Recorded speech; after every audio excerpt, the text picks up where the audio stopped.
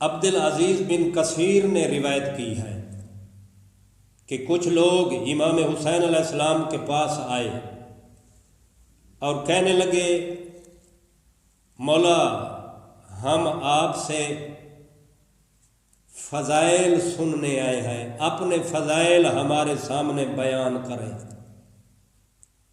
ہم آپ کے فضائل سن کے خوش ہوں گے اور اللہ ہمارے گناہ معاف کر دے گا۔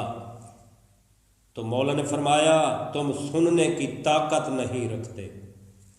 اللہ نے اس گھرانے کو اتنی عزت عطا کی تھی کہ خود پیغمبر اکرم صلی اللہ علیہ وآلہ وسلم کا فرمان ذیشان ہے حضرت علی علیہ السلام کے متعلق کہ اگر مجھے ان لوگوں کے گمراہ ہونے کا خطرہ نہ ہوتا تو یا علی میں تیرے ایسے فضائل سناتا کہ یہ لوگ تیرے پیروں کے نیچے کی خاک کو اپنی آنکھوں کا سرما بنائیں گے۔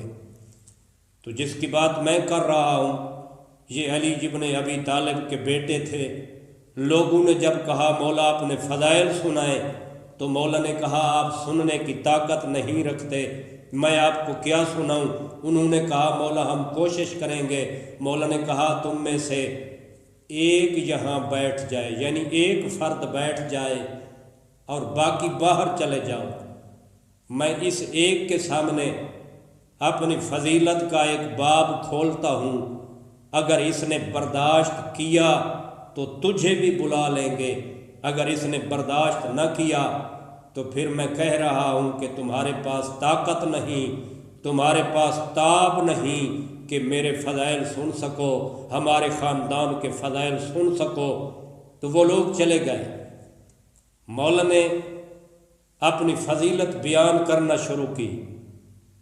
صاحب کتاب لکھتے ہیں وہ ایسا مدہوش ہوا، ایسا بے ہوش و حیران ہوا کہ کسی سے بات کرنے کے قابل ہی نہ رہا۔